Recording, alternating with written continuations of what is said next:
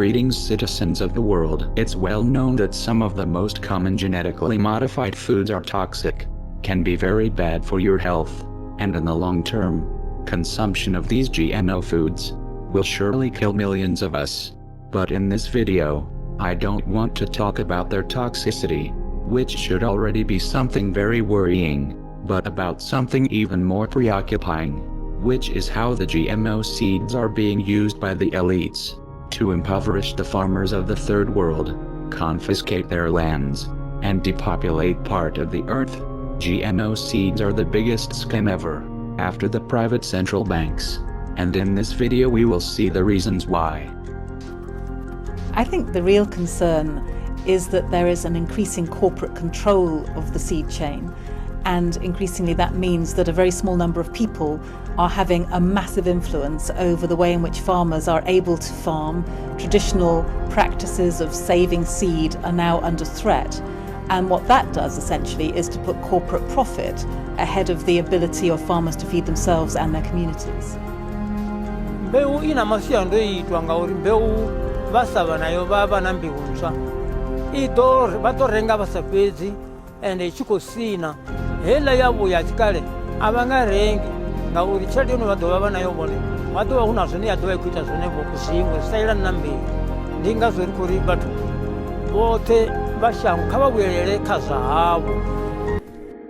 Biggest problem with the GMO seeds is that the variety of plant which has been genetically modified becomes automatically the property of the corporation. So therefore, if the farmers want to cultivate that type of plant, they have to pay royalties to the company, even if the farmers grow natural seeds, since that species of plant, it's a property of the corporation. Isn't it outrageous that a farmer have to pay to a corporation for a plant created for our Mother Earth? Farmers have always had to buy seed then. No, that is the whole issue. Seed has always been a renewable resource in farmers' hands, particularly in the hands of women farmers. They were the breeders, they were the conservers, they were the custodians of seed. We see a new property right being introduced in the seed sector, beginning with the World Trade Organization. Okay, now Besides, that also means that the farmers cannot even replant the seeds of their previous harvest for free, since the seeds come from plants that have intellectual rights. So therefore, the peasants are forced to pay royalties every single season. But it gets even more absurd than that, because if it happens that your neighbor cultivates GMO seeds, and your crops have been cross-pollinated by the pollen of your neighbor plants, in the next season you will also have to pay royalties, since the seeds contain genes that came from a plant with intellectual rights. Isn't that absolutely ridiculous? I started Navdanya, the movement for seed saving, when I realized that corporations wanted to patent seed, which was wrong in and of itself, because patents are granted for inventions, the seed is not invented. But the only reason you take a patent is to collect royalties. Royalties mean costlier seeds. Royalties mean seed that is renewable by its very nature is now made non-renewable. And we see the consequences of this in India, where since the big companies came in and took over the seed supply, especially in cotton, we have had 270,000 farmer suicides. But wait, because it gets even more outrageous. Although the law doesn't allow it, it's well known that the corporations genetically engineer some of their seeds to make them sterile and unusable for replanting, resulting in farmers having to buy new seeds from a central supplier each year, since the previous harvest that contained many sterile plants didn't produce enough seeds for the next season. Shouldn't this be a crime against humanity? So that farmers will not be able to save those seeds, and they want to genetically engineer those seeds, and they want to put something called terminator technology in those seeds. And this has those seeds create suicide after one growing season, so that farmers cannot save those seeds. So what Monsanto's really after is controlling all the seeds of the earth and making sure that the farmers of the earth cannot save those seeds. This becomes extremely important when you realize that 80% of all the farmers of the world depend on seed saving for their survival. So if Monsanto is able, either through patenting or through this Terminator technology to destroy their ability to save seeds, the result will be mass starvation. But hold on, there are still more troubles to mention, and one is that some of these seeds have been genetically engineered to grow well with certain chemical inputs, so therefore, the farmers are forced to buy these chemical substances when they purchase the seeds, which increases even more their production costs. The genetically modified seeds contained a single novel trait. They'd been engineered specifically to resist the toxic effects of the chemical herbicide Roundup, Monsanto's #1 selling herbicide since the 1980s. To put in a gene for herbicide resistance, you now have a monopoly on the chemical as well as on the seed that is married to the chemical.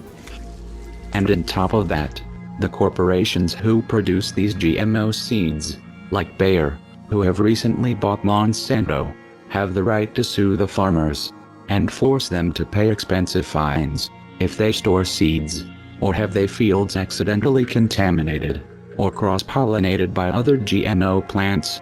Farmers all over the world are being sued and caught in traps of debt. They have threatened thousands of American farmers with lawsuits for violating their patents.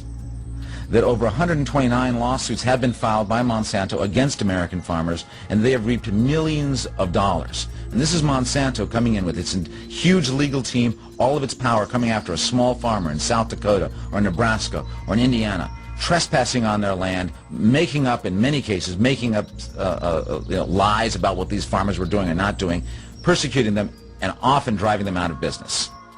So as we have seen, the main goal of this GMO seeds is not to help the poor or to increase food production, as we are being told by the propaganda machine of these evil corporations, but the real goal of those seeds is to be used as an economical weapon to catch in a trap of debt the farmers of the third world countries, in order to confiscate their property and lands, and impoverish the people of the third world to such an extent that most of them will inevitably die. As John Adams said in 1826, there are two ways to conquer and enslave a nation. One is by the sword, the other is by debt. And GMO, dear sisters and brothers, it's the ultimate tool to discreetly drive out of business the farmers of the world and steal their land. For example, in India, since the genetically modified crops were introduced, hundreds of thousands of farmers have already committed suicide, since the cost of the GMO seeds and royalties increased the costs of farming astronomically, and forced the farmers to borrow larger loans to moneylenders, with exorbitant interest rates, which caused economical distress and bankruptcy to the producers, leading them to commit suicide, or to sell their lands to pay out their debts. Whether they're Indian farmers or American farmers, there's a whole system in place. They have to take out loans. The people who give out the loans believe that these seeds will give the greatest yields. So they're not going to get loans if they don't go with the GMOs. And many of them felt coerced to take the GM seeds. The GM crops have not done as well in all regions of India. Some of the farmers have become indebted, much greater indebtedness with the GM crops that did not perform as well. And unfortunately, in the culture of India, when the farmers get to very high indebtedness, they have been known to take their lives. GMO seeds are being used as a tool to enslave entire nations of poor people.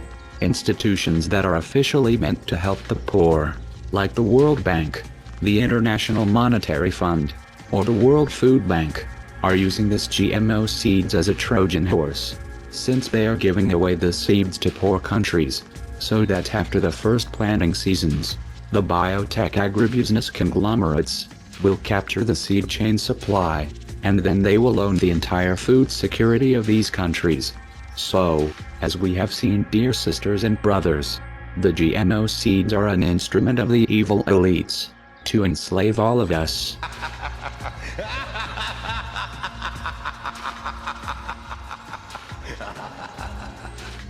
As Henry Kissinger said once, who controls the food supply controls the people, who controls the energy, controls the nations, and who controls the money, controls the world. I hope this video have helped the viewer to understand why GMO seeds are evil, and why we should boycott the corporations that are producing them. We cannot allow the wicked elites to carry out their evil plans. So please, wake up.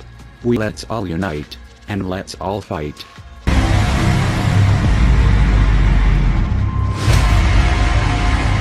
Greetings world. We are anonymous.